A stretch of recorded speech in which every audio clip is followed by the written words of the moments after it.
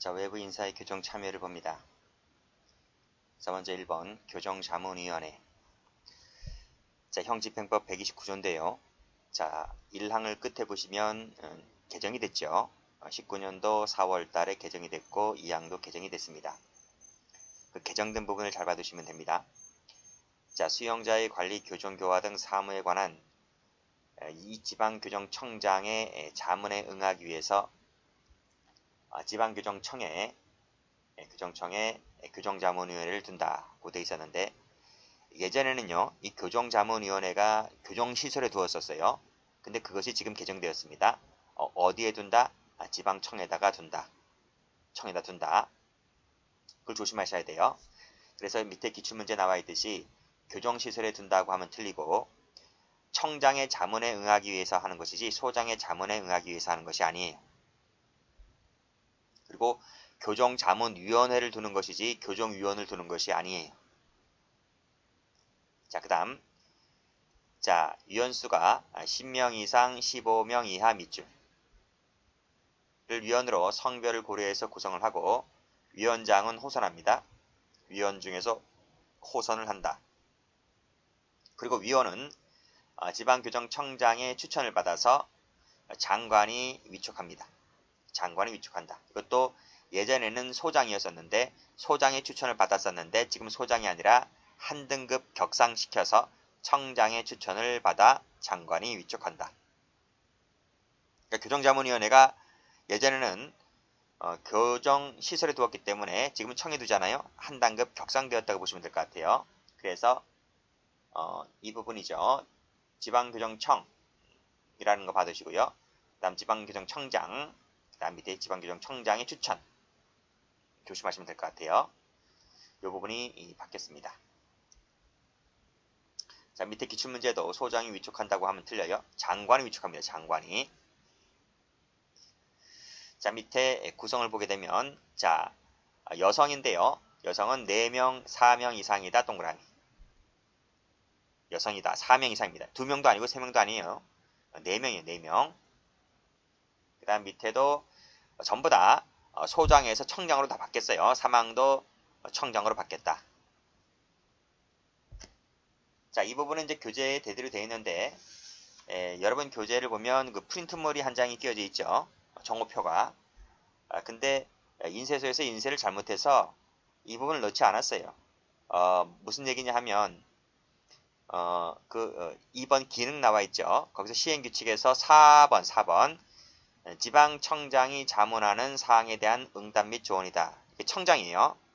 그래서 여러분 책에는 소장으로 되어 있을 것인데 이것을 청장으로 바꾸세요. 됐죠? 자, 그럼 나머지 봅니다. 1번부터 4번까지 묶으시고, 다음 기능이 있다.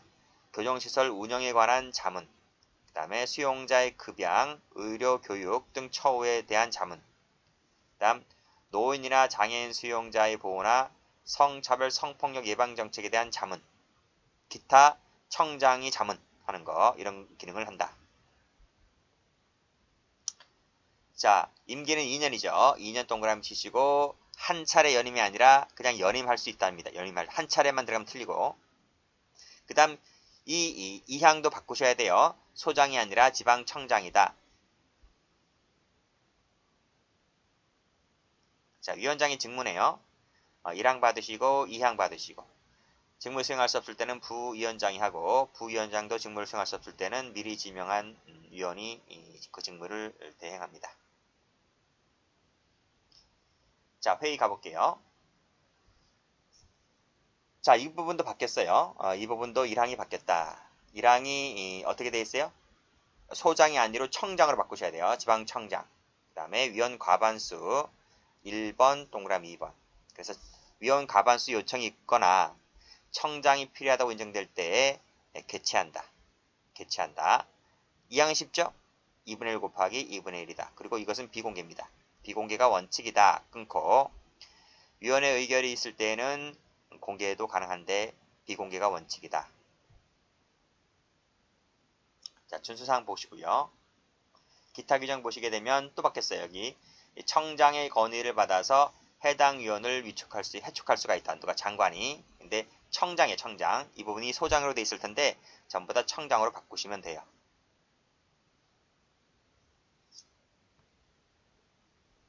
됐어요?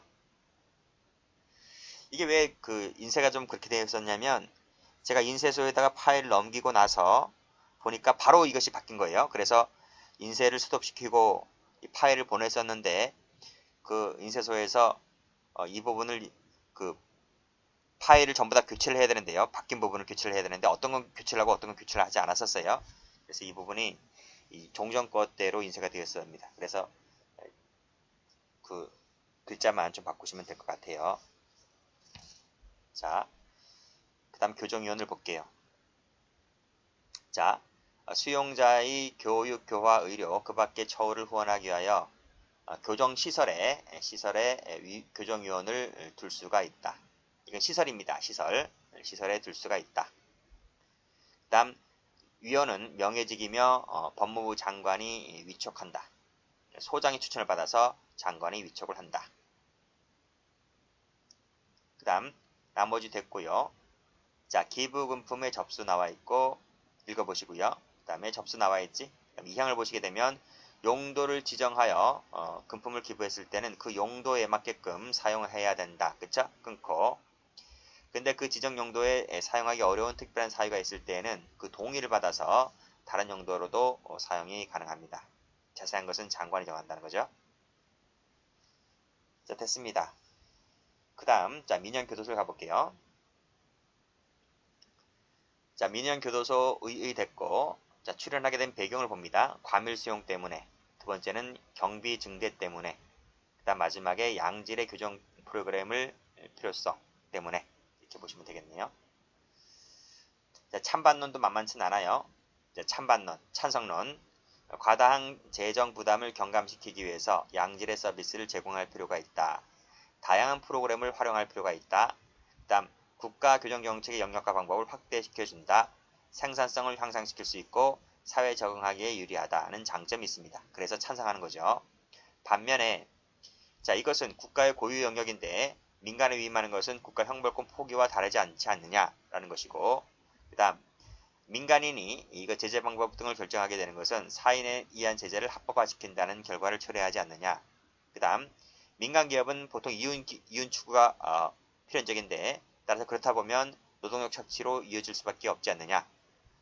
또 이 민영교도소 만든 제품들이 밖으로 나가게 되면 민간기업을 압박할 수도 있지 않느냐. 가격이 일단 싸니까요. 이러한 문제들 때문에 반대론도 있다. 이렇게 보시면 될 것 같아요. 찬반론 좀 알아두시면 됩니다. 다음. 그럼 우리나라에는 민영교도소가 있느냐라고 하는 건데 현재 형집행법 제7조에 근거가 있습니다. 근거가 있는데 그 법조문을 우리가 앞에서 봤을 거예요. 7조를 봤을 거다. 그리고 2000년도에는 민영교도소 설치 운영에 관한 법률이 제정되었고 그래서 밑에 이 법률을 볼 겁니다. 그 다음 그에 근거해서 2010년도에 여주에 민영교도소가 개청되어서 현재 운행 중에 있다. 보시면 돼요. 자, 밑에 그러면 법률 갑니다. 이 법은 형집행법 제7조에 따라 교도소 등 설치 운영에 관한 업무의 일부를, 자, 일부입니다. 전부 하면 틀려요. 전부를 쓰게 되면 국가 형벌권의 포기이기 때문에 전부를 맡기는 건 안 되고요. 일부를 맡길 수 있다. 그래서 전부 또는 일부에도 틀려요. 그래서 일부라고 되어 있습니다. 이것을 전부 또는 일부 이렇게 적으면 틀리다고요. 자, 됐고 밑에 정의 됐고 다음 민간위탁. 자, 요 3조 1항이 중요합니다. 자, 법무부 장관은 필요하다고 인정되면 이 법이 정하는 바에 따라서 교정 업무를 공공단체 외의 법인이나 단체, 그 밖의 기관이나 개인에게 위탁할 수가 있다. 이거요.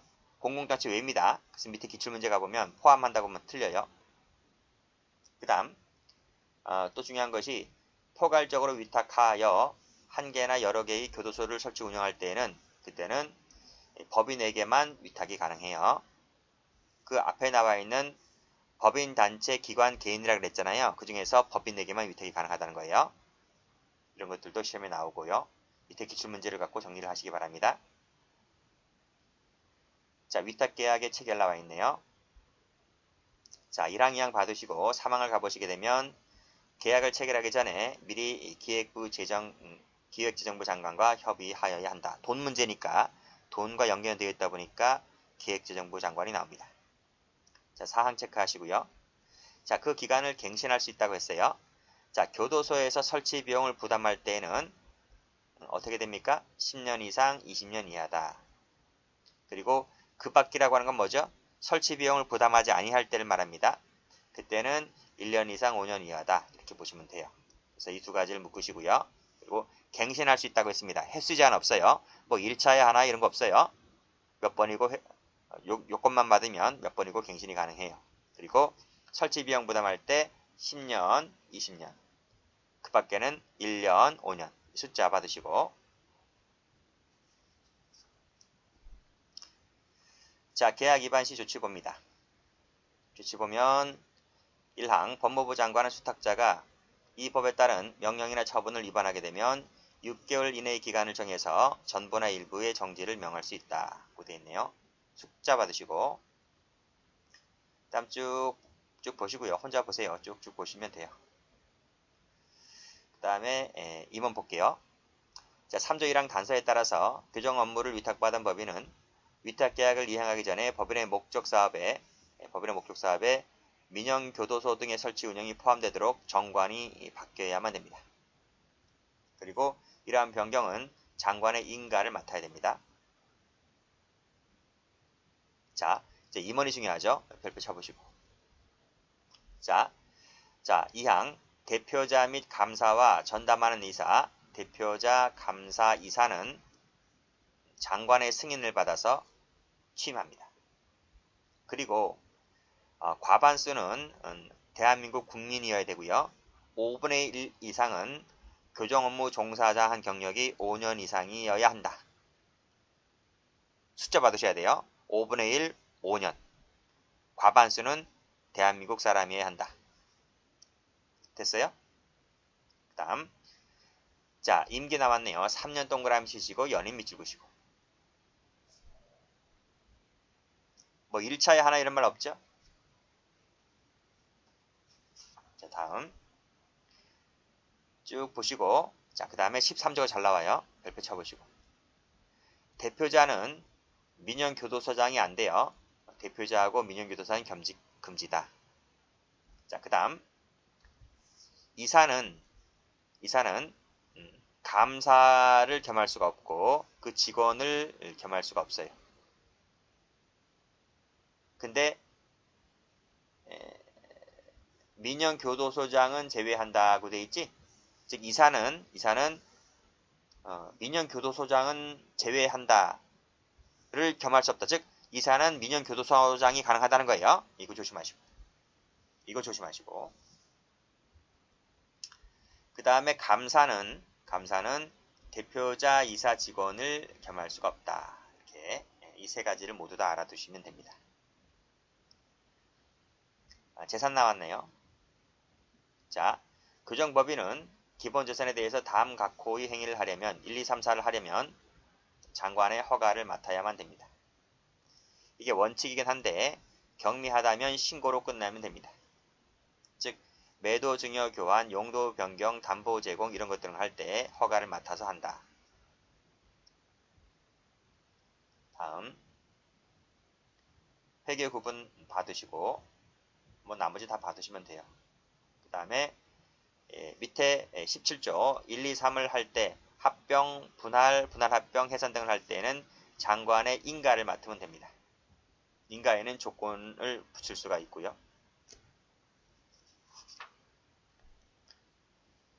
뭐 자녀 재산 귀속 뭐 다 받아주시면 되고요. 그 다음에 쭉 혼자 보시면 됩니다.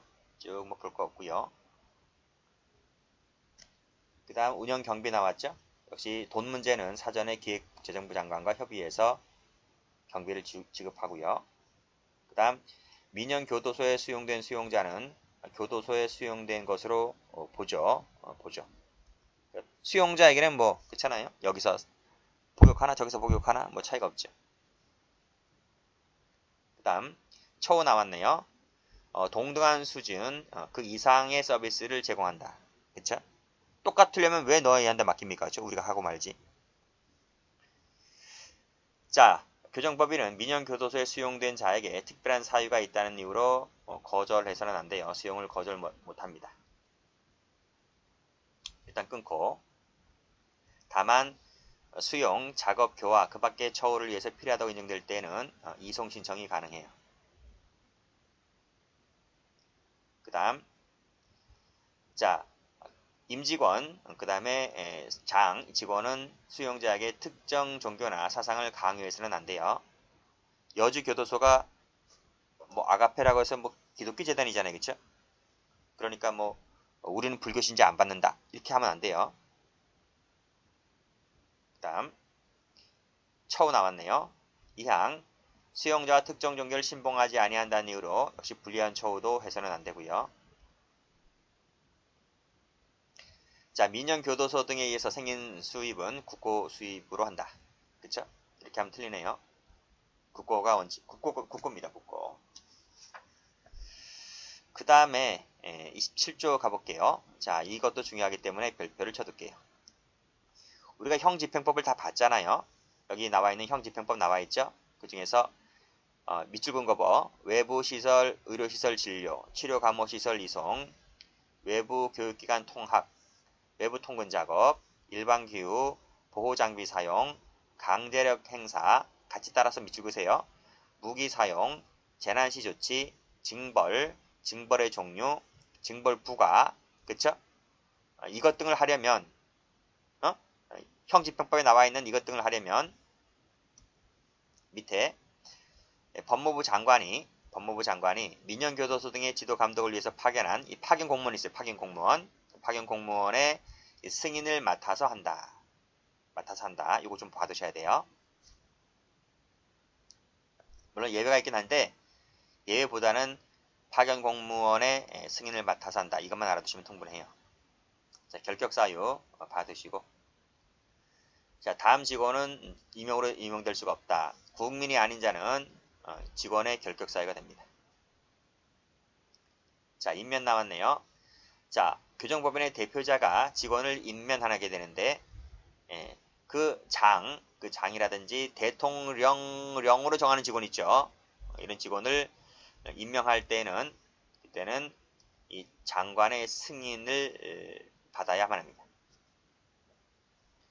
누가 하긴 다 해요. 대표자가 하긴 다 해요.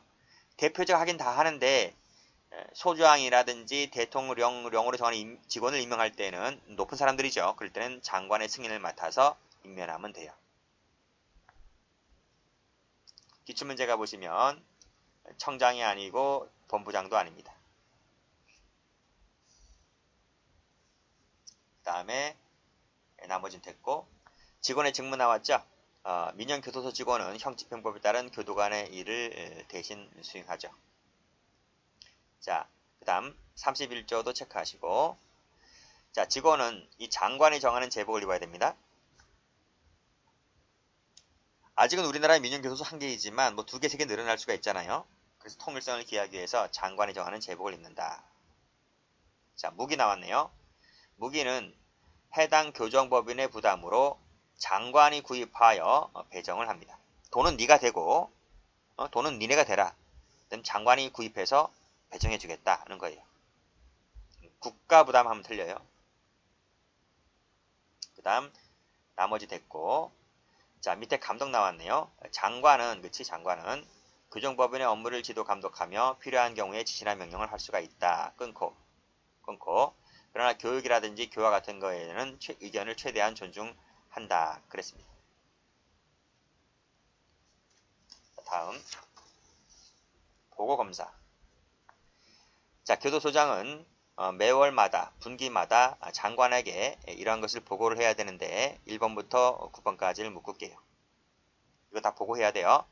수용 현황이 어떻게 되고 사고가 난 것, 징벌을 때리고 있는 상황들, 무기라든지 보안장비 보유 상황들, 보건의료 서비스라든지 주식 부식, 그 다음에 교육 직업훈련, 외부 출입 현황, 교도 작업, 인사나 징계 이런 것들을 매월마다 분기들마다 장관에게 보고를 해야만 하는데 안 되는 게 있죠. 갱생보호라든지 만기 출소자 취업 알선 상황은 보고하지 않아도 됩니다. 이거는 관련 없는 거잖아. 이건 시설 내 처우잖아요. 이거는 시설 내 처우와 관련된 것이기 때문에 그쵸? 시설 내 처우에 관련된 것만 보고하면 됩니다. 사변의 처우나 이런 것들은 보고할 필요가 없는 거예요. 그리고 장관은 매년 1회 이상 감사를 해야만 되고요. 장관은 명령이나 처분을 위반하면 해임이라든지 정직 감봉 등 징계 처분을 하도록 명할 수 있는 거예요. 명할 수 있는 거. 명할 수 있는 거.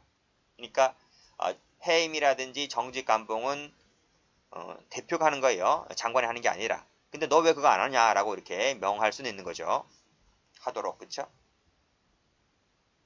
임명권자에게. 그러니까 임명권자가 이런 것을 하는 것이다. 이거. 근데 안 하고 있으니까 장관이 그거 하세요? 왜 안 하세요? 이렇게 명할 수 있는 거다 이거죠. 자, 마지막으로 민영교도소 등의 직원은 공무종사자로 봅니다. 손해배상 책임 있네요. 고의나 과실로 법령을 위반해서 손해를 입혔을 때는 그 규정법에는 손해를 배상해야 되고요. 자, 장관은 권한의 일부를 청장에게 위임할 수 있고요. 그 다음에 뭐 나머지는 됐네요. 그쵸? 여기까지 합니다.